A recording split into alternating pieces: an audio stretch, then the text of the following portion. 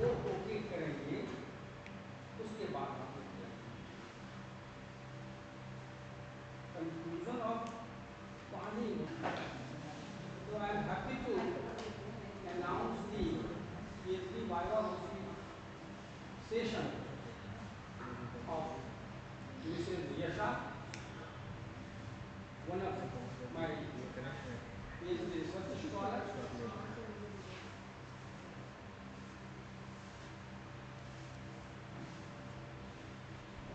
Who had submitted her thesis on the topic and investigation on the possible cytogenetic and biochemical toxicity of microplastics. And this is one of the pressing issues of the global level. The external examiner is Professor Shahid Naki Kaji. He is the Professor of Biological Sciences at the Center of the Interdisciplinary Research in Basic Sciences, Jamia Millia Islamia, New Delhi. He did his Masters in Zoology from Aligarh Muslim University and obtained his Ph.D. jointly from the Department of Biosciences, Jamia Millia Islamia, Department of Gastroenterology, J.V. Pant Hospital, and Eukaryotic Gene Expression Laboratory, National Institute of Immunology, New Delhi. His field of specialization is molecular biology, and he has a lot of research concerned with hepatitis B virus.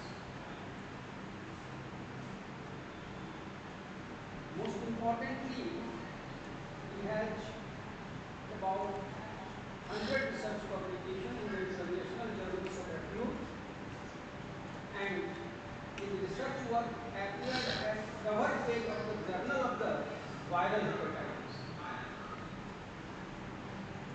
He has completed a number of research projects sponsored by various government agencies, and a dozen of research scholars have been awarded Ph.D. under his able guidance.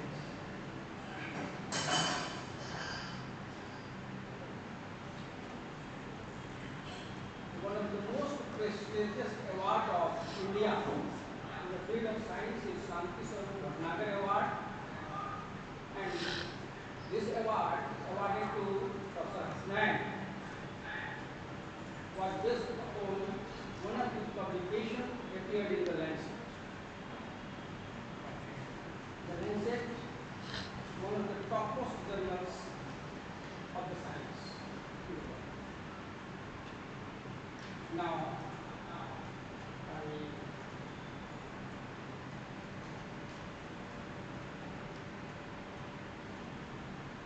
announce again the beginning of the Ph.D. Viva-Voce examination by my student, Mrs. Yasha. Yes, I start. Thank you, sir. A very good afternoon to esteemed professors, teachers, all the research scholars and students of the department. So the topic of my PhD presentation is an investigation on the possible cytogenetic and biochemical toxicity of microplastics. Plastics, as we know, have become a present-day global concern because we use plastics on a day-to-day basis in almost all abiotic and biotic components in today's world.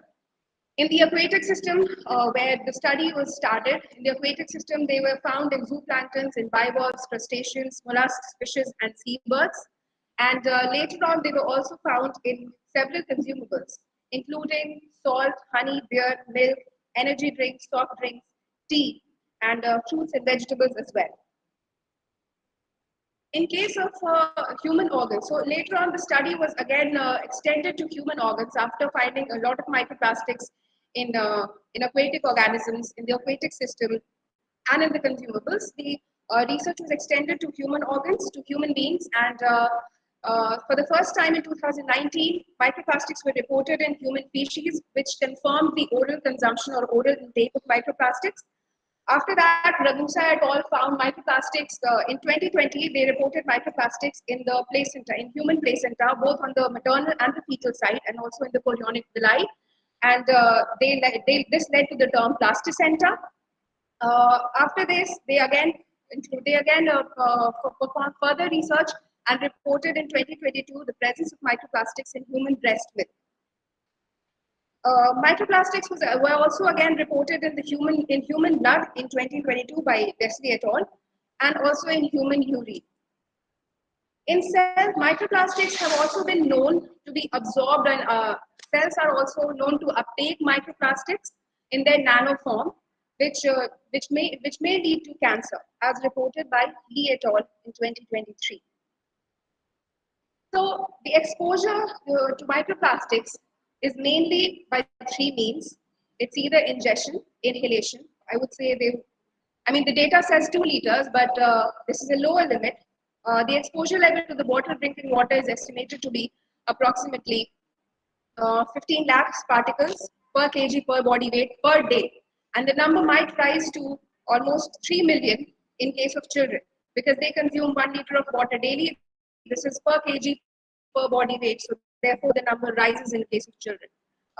The actual exposure, a recent data by Kian et al. In 2024, they show that the actual exposure to microplastic, that is the data that was previously calculated in 2019, is outdated. And the latest data using stimulated Raman scattering, the number of microplastic particles was calculated further using advanced techniques such as SRS. It shows that the actual figures might be 100 times larger than the figures that were previously calculated. Therefore, human beings, on an average, daily are exposed to millions and millions of microplastics. Now, we do study about the exposure to microplastics. Why is it very important to study microplastics? Because microplastics can be very toxic, and there are many factors that contribute to the toxicity of microplastics. The three most important ones are that microplastics serve as a medium. They basically provide a surface to microorganisms present in the environment to attach to them and form biofilms or biological attachments. They also provide a surface to other pollutants such as metals and pesticides. And what microplastics do is they loosely attach to these pollutants in the environment, and then the pollutants basically hitch a ride along with the microplastics inside the body of the organism that consumes them. And the third is the release of plasticizers. So microplastics, being plastic in nature, are themselves made of several different types of plasticizers and additives. Plus, there can be lots of plasticizers such as phthalates and BPA, and lots of stabilizers and lots of colorants are already present within the microplastic, which can leach out into the body of the organism once the microplastic has been ingested. So the presence of microplastics. So the first phase was exploring the presence of microplastics in gangetic fishes, because most of the plastic load is dumped into the river bodies. A lot of the river bodies have a lot of load of microplastics, and we live near the Ganga basin, and we know by the study of Napper et al. In 2021 that the Ganga basin or river Ganga daily discharges almost 3 billion particles of microplastics into the Bay of Bengal. Now, this again is the prior data, because previously it was recorded that in the upper stretch or near Uttarakhand of river Ganga, almost 38 particles of microplastics were reported per 1,000 liter by Napper et al. In 2021. The latest data, 2023, in a study that was done by N. Badola et al., reports in the same region, it reports the presence of 118 plastic particles per 1,000 liter. So we can see that in the span of 2 years, the presence of microplastic particles or the load of microplastic particles in the Gangetic water has drastically increased. Now, the estimated per capita consumption of fish that are living in the Gangetic water are almost 20 kgs in the year 2020. It was almost 20 kgs in the year 2019.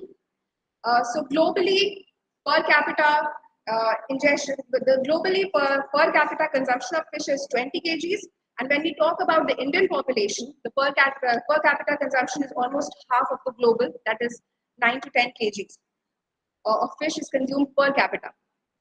And therefore, fish, so what I'm basically trying to say is that the river Ganga has a lot of microplastics. It serves as a basin for microplastics, and the fish that are living in river Ganga are a very important source of protein and are eaten largely by the fish eating community, and are therefore the people eating these fish, or the population eating these fish, are also exposed to microplastics.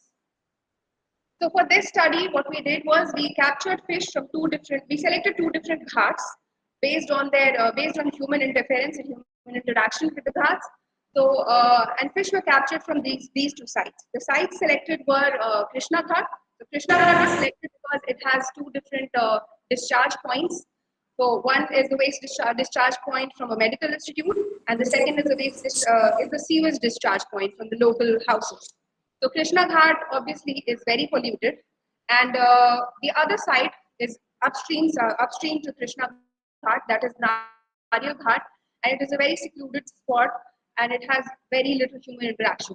So these two comparatively different sites were chosen to collect or capture fishes from.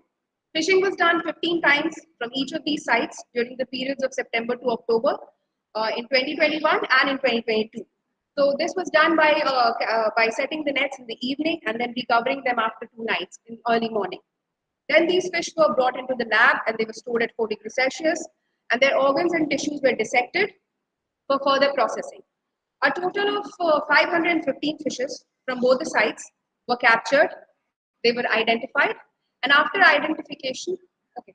So this is just a map of the study area. We can see that Nariyal Ghat lies upstream to Krishna Ghat, and therefore it is very less polluted, and Krishna Ghat is much more polluted, obviously because two different drainage discharge points are present over there. Now, once the fish were brought into the lab, they were identified. After this, they were subjected to dissection, and their tissues, that is their gastrointestinal tract, the liver, the gills, and the muscles were dissected out, and they were subjected to alkaline digestion, 10% KOH alkaline digestion, followed by NaCl hyperflotation and filtration. And then, after this process, the potential plastic particles were separated, and then they were examined under the microscope. After examining them under the microscope, we confirmed their plastic nature and plastic type by subjecting them to FTIR. So this is the data that shows. This is the data, individual data from Krishna Ghat and Nariyal Ghat, which shows the total fish dissected and the plastic contaminated fish. In this, we can clearly see that 3 different varieties.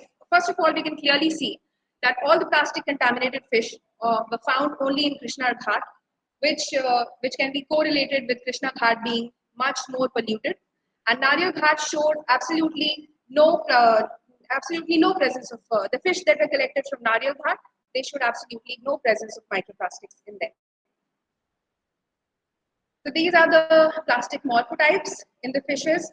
So as we had earlier seen, that microplastics can be of irregular shape. They are mostly either spherical in the form of a film, in a fragment of fiber. So these are the different shapes of microplastics. And then this is the micro photograph of the plastics that were recovered from the Gangetic fishes. And then these were again taken and they underwent FTIR to confirm the plastic nature. And we mostly found polyethylene. So the microplastics that were mostly found in all these Gangetic fishes were polyethylene. So for the first part, the results are as follows. Out of all the fish species that we found, the most contamination was in Labia rohita, Valaguatu, and Mr. Stengera, and the average number of plastic particles that was found was 2.5, give or take 1.6. So the average number of particles in Leviorohita, Valaguatu and Mr. Stengra, when they're compared together, we can see that Leviorohita takes up much more microplastics as compared to Mr. Stengra, where the value was least. Here we can see that Mr. Stengra, we can see that number of plastic particles is 3, but this is because, I would like to say this is because we had a very small sample size for Mr. Stengra, and we had a very large sample size for Leviorohita. So the average number got reduced in Leviorohita, but when we were studying in the lab, we found that Leviorohita had most of the plastic contamination. And again, then we see that the highest presence of plastic was recorded of microplastics, which was followed by mesoplastics. So microplastics are particles less than 5 mm in diameter or in size, and mesoplastics are plastics that range between 5 to 20 mm, and more than 20 mm are macroplastics. And then we have categorized the plastics that we found according to the colors. And as compared to the bottom feeder fishes, the column feeder fishes were much more contaminated. And polyethylene was found to be the chief microplastic polymer, which we found in the gangetic fishes. So before moving on to the second phase, I would like to mention that this was a collaborative research with the researchers of the Central University of South Bihar, and I would obviously acknowledge them at the end of the presentation.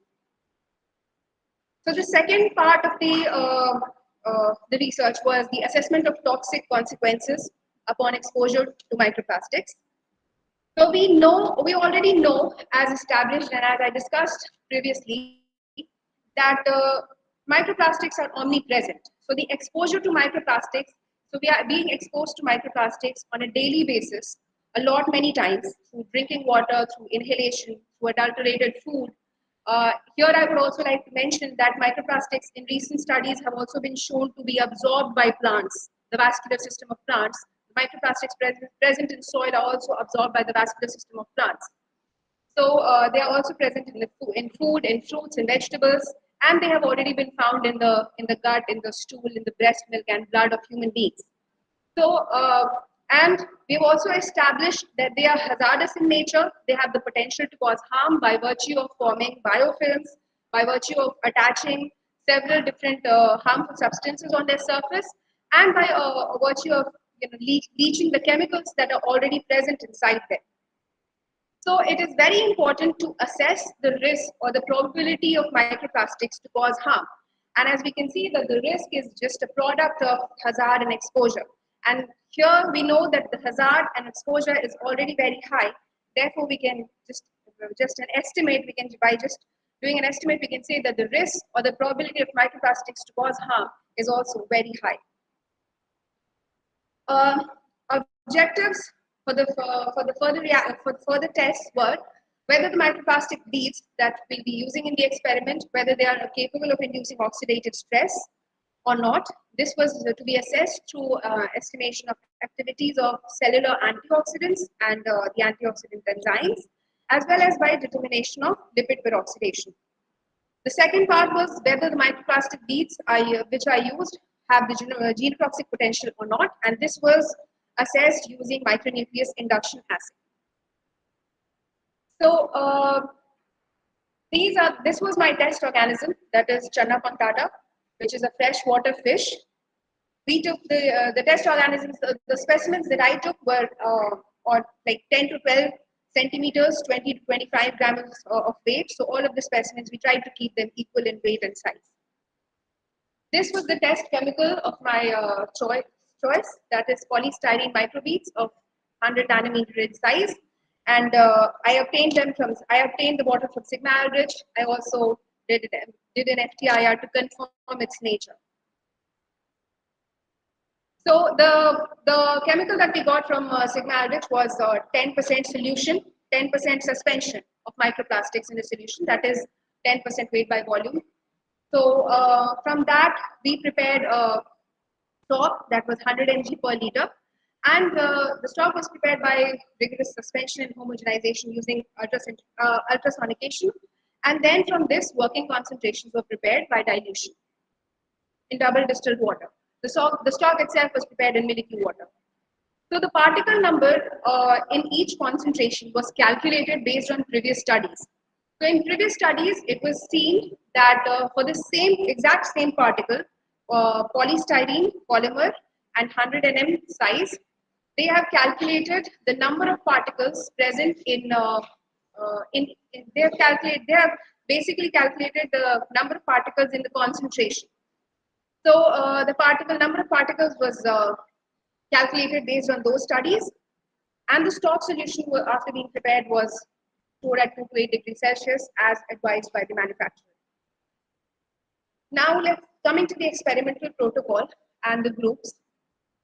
So the specimens were divided into two sets because my objectives were to find out the oxidative stress induced and the genotoxicity induced. So there were two sets, which the first was used for oxidative stress and the second for the assessment of genotoxicity. And then each set was further subdivided into 4 groups. So these groups were controlled, T1, T2, and T3. And then for each group, I carried the tests in 2 replicates, that is 6 plus 6, 12 fish, to obtain a much more even data. Specimens in T1, T2, and T3 were then exposed to 3 different concentrations of polystyrene microplastics for 21 consecutive days, and the fish in control group were not exposed to any form of plastic microbeads. Now, the calculation of the 3 dosages, that is the low dose, medium dose, and high dose, was done on previous studies.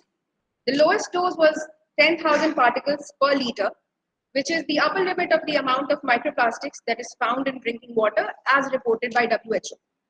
And the medium dose was 3.6 into 10 to the power 9 particles per liter, which was approximately 2 micrograms per liter.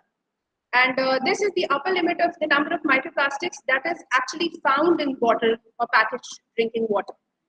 And the third dose, or the highest dose, was taken was approximately 100 microgram per liter. And this was a relatively higher dose, keeping in mind the amount of microplastics that human beings are subjected to on a regular basis. Human beings are exposed to on a regular basis. So this was the basis for the calculation of dosages. And then we did the oxidative stress assessment. So for oxidative stress assessment, I studied the lipid peroxidation, and we estimated the level of reduced glutathione, and then a battery of tests assessing the activity of enzymatic antioxidants, including SOD, catalase, and GPX. Blood sampling was done. So my study was on blood, on liver, and on gills. So blood sampling was done separately, and tissue homogenate was prepared separately. And then the above tests that I mentioned, that is lipid peroxidation assay, were carried on separately into the 2 different tissues.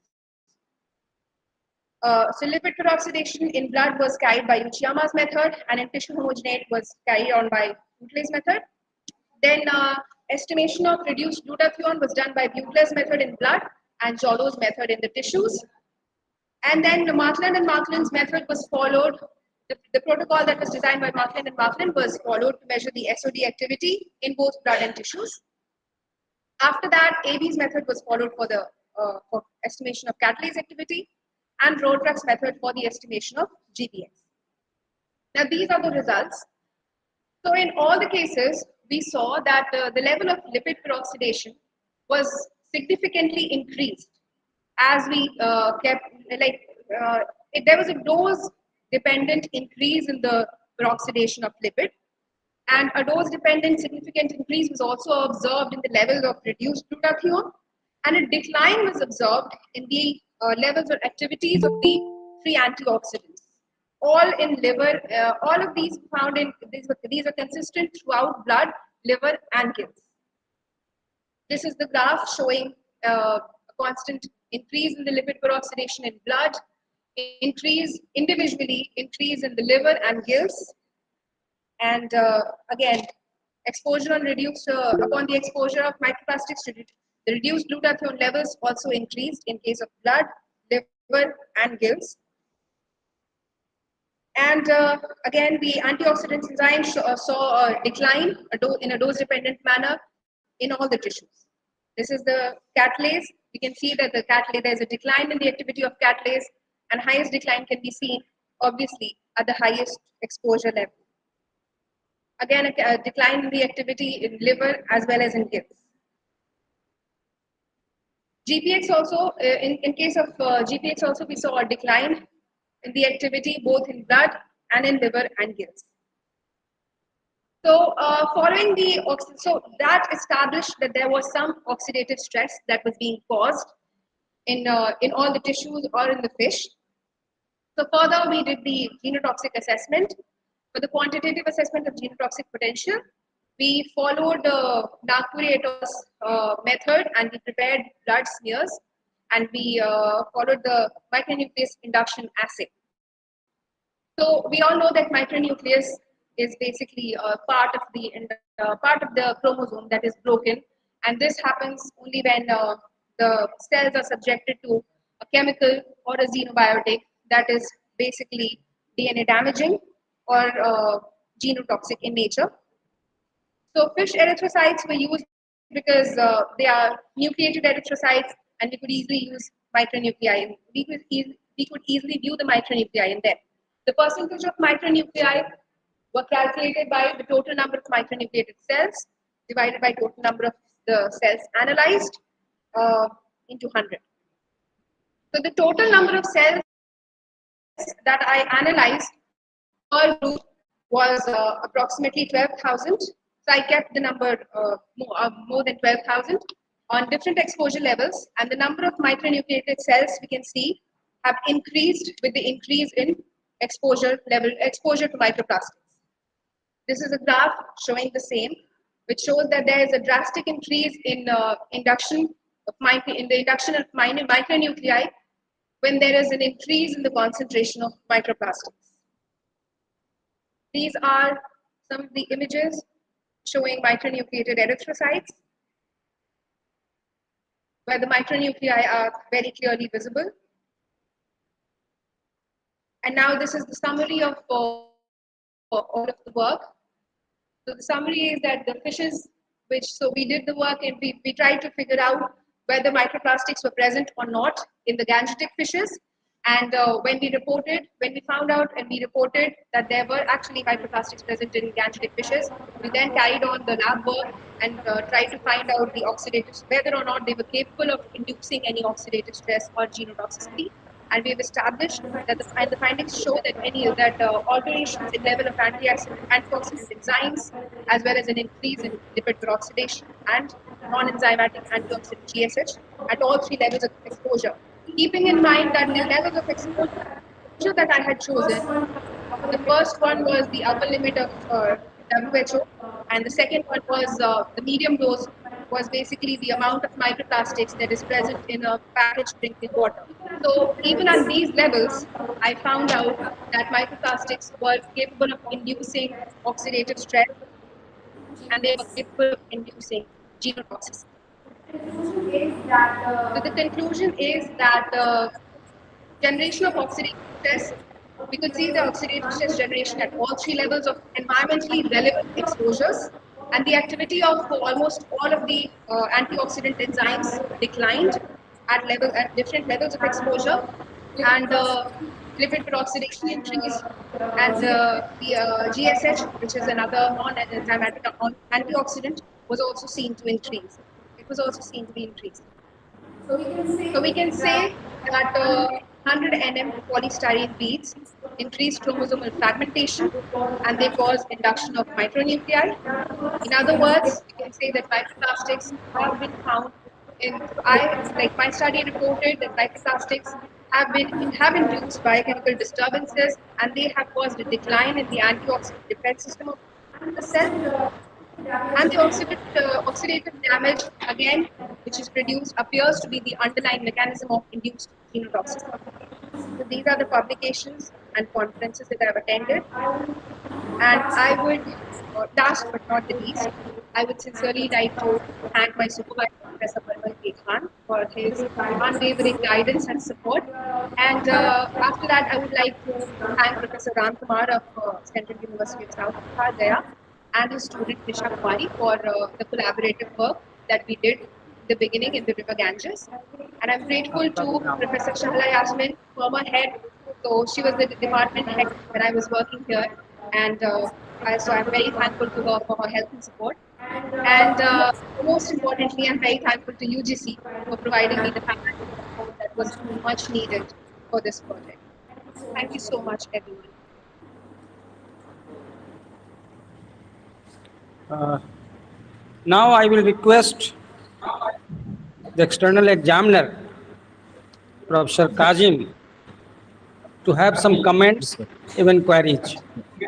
Yeah, Professor Parimal, thank you very much that you have invited me as an external examiner to evaluate and conduct the Viva-Voce examination of Yasha Tiwari for her thesis, PhD thesis. And Yasha, it's really an interesting work and huge amount of work you have conducted during your PhD, and it has lots of interest in this thesis. I would like to ask few questions, Yasha. Are you listening to me? Am I audible? So yes, sir, now you're audible. Yeah. So, in the very beginning of your introduction, you have said that 10% of plastics, microplastics, are recyclable. Am I right?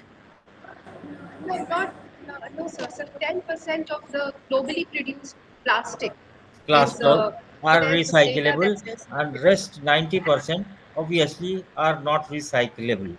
So what makes exactly the plastics recyclable, and what is the major component that makes the plastic non-recyclable? so. Is that question clear to you?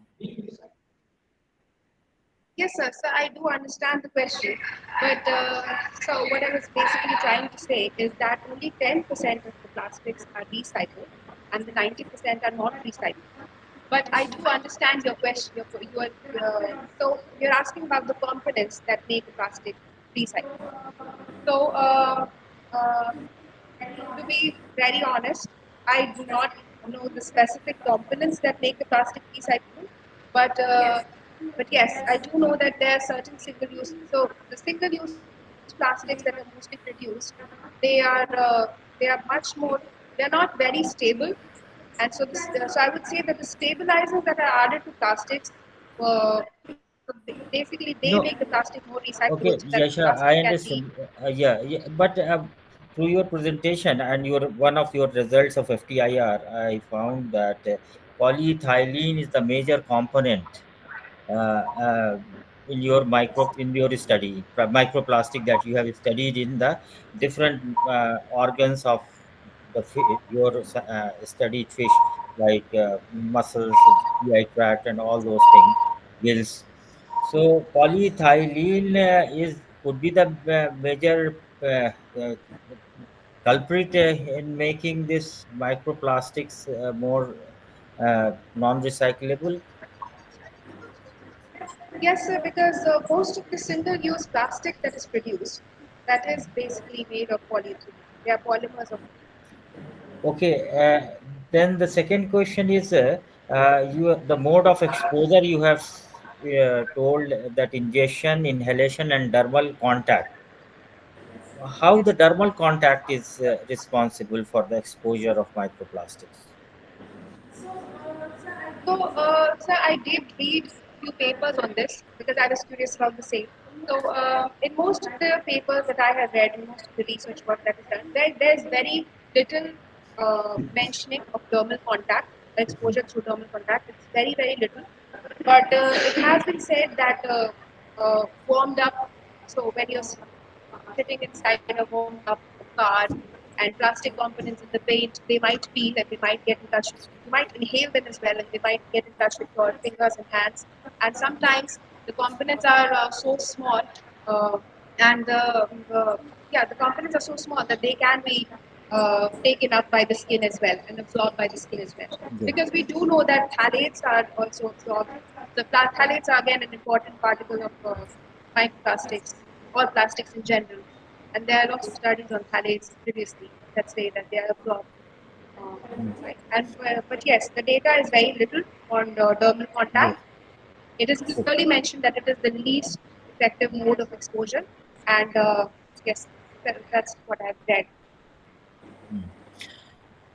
You have chosen two sites for your sample collection, Krishna Ghat and Nariyal Ghat.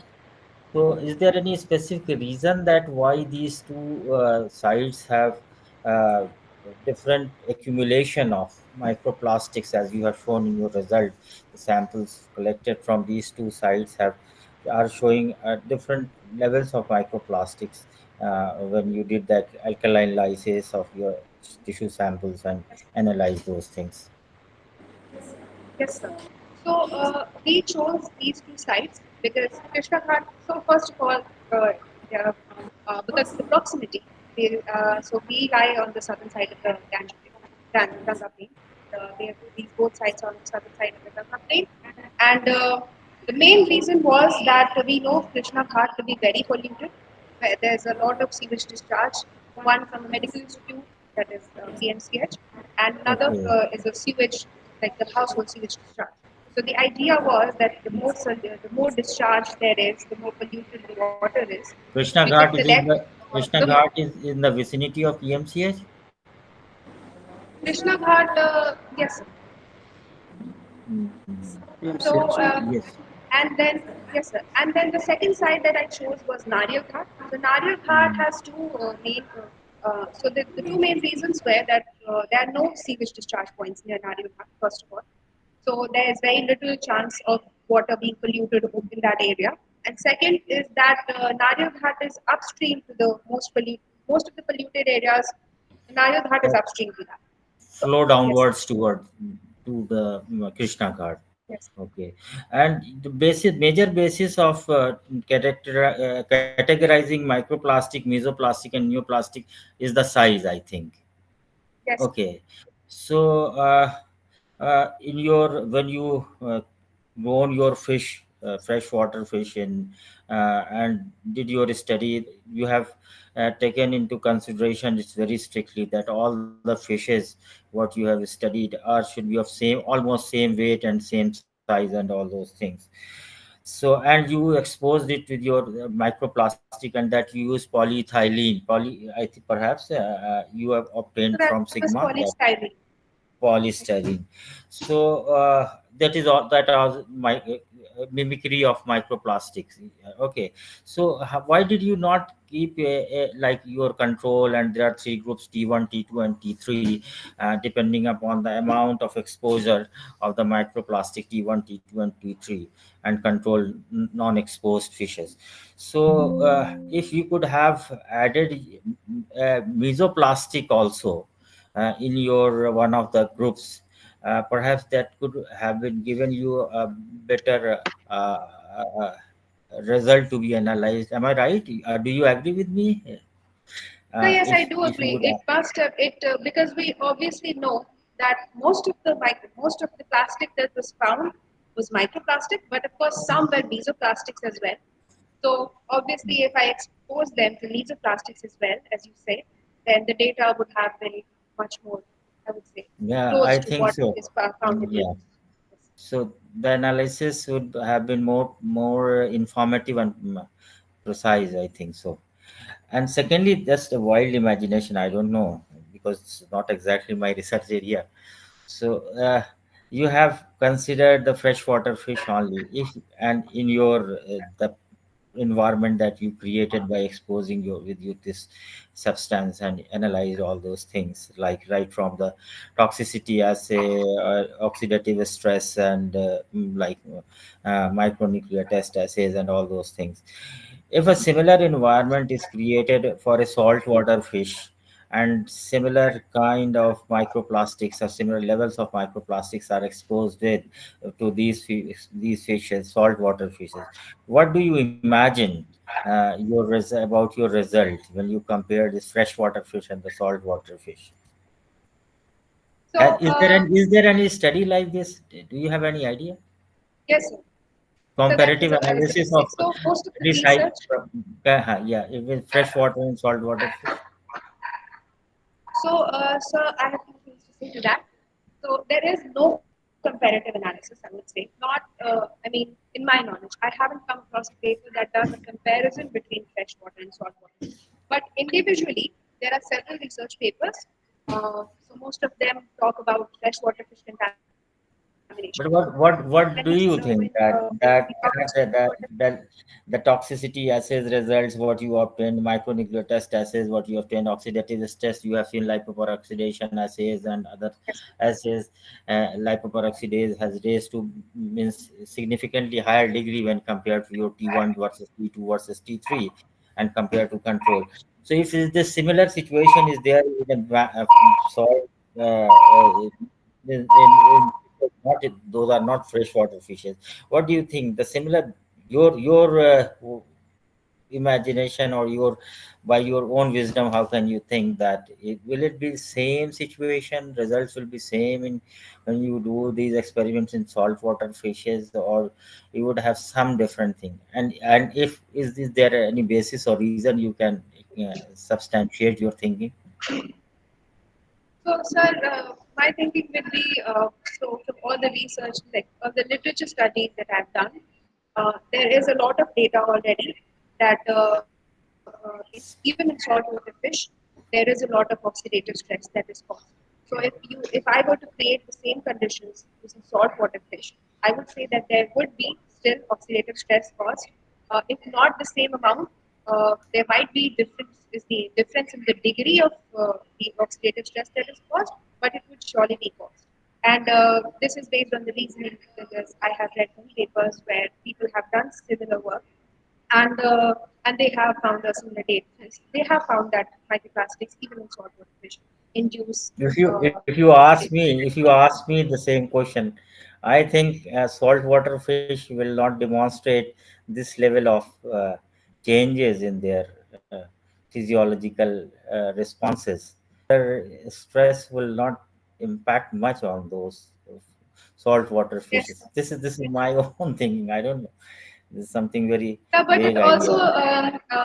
depends on the type of polymer that I'm using and the type of fish. Mm, Because I chose Chana potatoes, which is a right, bottom feeder, so it comes in contact with almost all in the tank. So it feeds right. on the bottom, so it's exposed to Okay. microplastics on all Right. different levels. Okay, And Lesha, just yes, one or two questions more. What was the basis of selecting or means determining the doses in T1 and T2? It is based on just WHO guidelines or something else? T1 and so T2 and T3 in case yes, of sir. you So have the doses. yes, sir. Uh, so, so it was based only on WHO's not guidelines. So WHO basically, WHO Recommendation now. shared this document, not recommendation. I would say that WHO, when there was a lot of talk about microplastics and people were concerned about microplastics in the scientific community, WHO had this article or document that it shared. It says that people have already been in contact with microplastics. It specifically says that people have been ingesting microplastics for a long time, and it does no damage it poses no damage. And it says that there are only 10,000 particles per liter in microplastics. So, so WHO clearly says that this is the amount of microplastic that is found, and it says that you have all been eating or ingesting this amount of microplastics for a long time. Okay, good. It has done Yasha, nothing very. till now, and it Yeah. will continue to do nothing. Mhm. And what other test can be used for micronuclear test other than micronuclear test for micronuclear other test in addition to the micronuclear test to determine the So, cytogenetic so, test? so a tunnel assay could have also, Good. apart from that, I could have also done the single cell electrophoresis. So how do you Yeah. plan to carry this your research further, or you So will if switch I over were to to, some other area of research? no, sorry. So for now, if I am to continue this research, I haven't yet changed my mind to go on to something else. So for now, if someone asks me, I would definitely, after this, the next step would be to study all of this at the gene level. So if these areas are being harmed, so if DNA is being damaged or oxidative stress is being induced, then what are the genes that are being affected? Because similar studies have been done in plants on exposure to microplastics. but very little studies are done in animal models.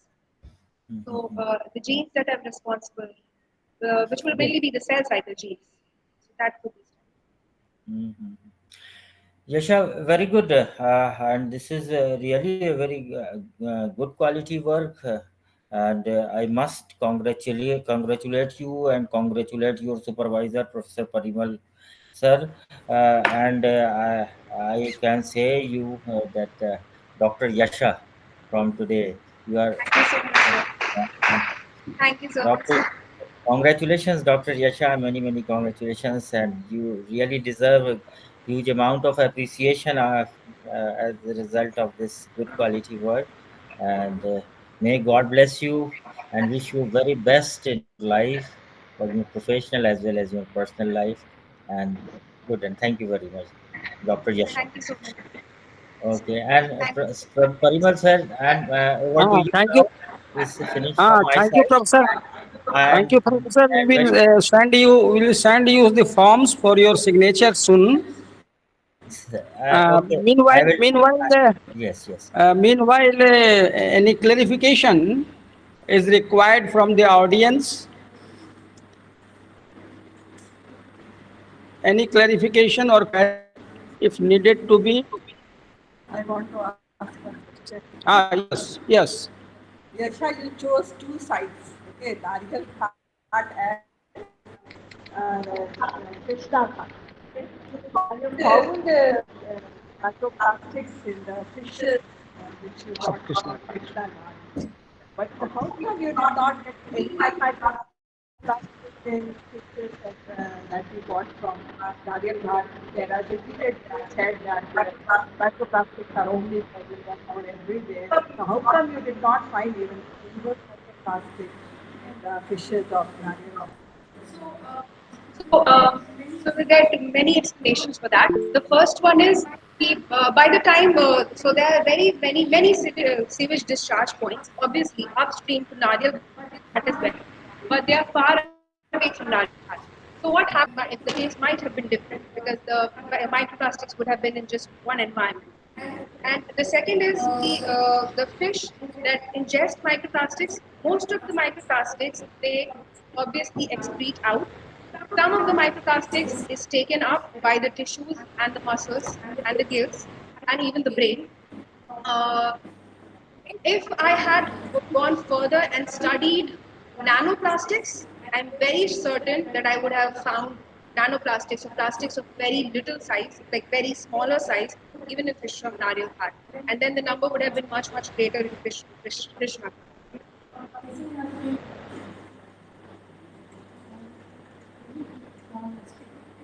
तो हम उसमें भी देखा गया है कि अलग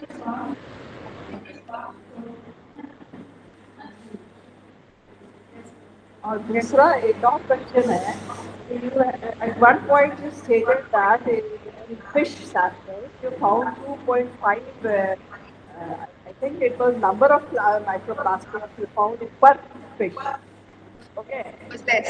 But how come in the entire set you find only 2.5 number of, or say 2 or say 3 plastic So, parts? ma'am, that was an average.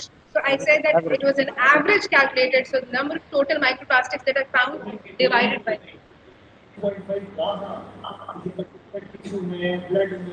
Most fish cases are it is very less. For the entire fish, that number of particles is very less. Yes. So sir, ma'am is asking कि एक मछली में बस दो ही particle कैसे हो सकते अगर 2.5 दो या तीन कैसे हो सकते Numbers divided है. तो ma'am that is basically an average तो किसी में बहुत ज्यादा निकला किसी में नहीं निकला किसी में कम निकला एक्सटेंड एंड बताओ कितना मिनिमम कितना मिला मैक्सिमम कितना मिला कितने number I of don't fishes remember the कितने data number of but fishes थे और कितने टोटल पार्टिकल्स मिले और एवरेज क्या आया उसका कुछ होगा ना. yes sir so सारा numbers तो sir I have the data I don't remember all the numbers so I can explain कि क्यों बस दो पार्टिकल आया because that is just an average किसी में 10 मिला किसी में 20 मिला what was किसी the में नहीं मिला sample size was 200 fishes like 200 more than 200 in one side and more than 200 in the other side A total of 512. So great, yeah. अरे तो सैम्पलिंग एरर है Congratulations. Thank you.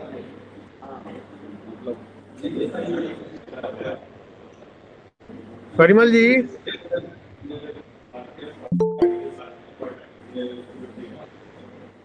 हाँ yes sir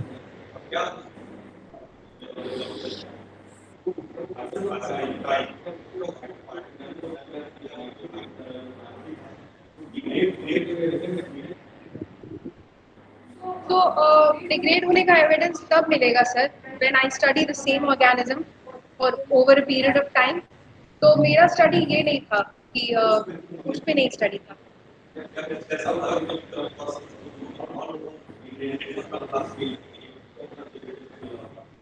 तो sir वो actually वो area ही नहीं था research का.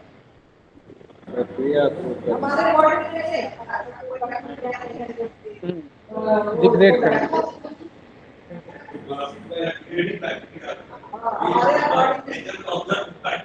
नहीं हो अभी तक So sir, that would be another study. कुछ वर्क चल रहा है कुछ वर्क चल रहा है कुछ वर्क आ रहा है मतलब उसका बहुत वाइड वाइड उस पर नहीं है अभी reports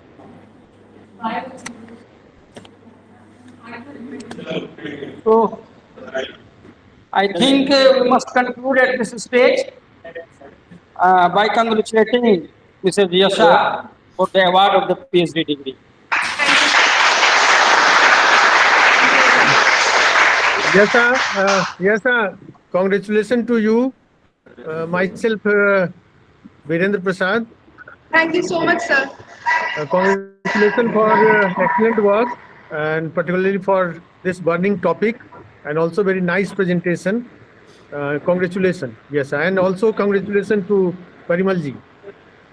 Thank you. Thank you, sir. Thank you, sir. Thank you. Thank you, sir. Congratulations, sir. Congratulations, Yasha. Congratulations, Parimal, sir. Thank you, Professor. Okay, sir. Should I log out now? Yes. Okay. Thank you very much.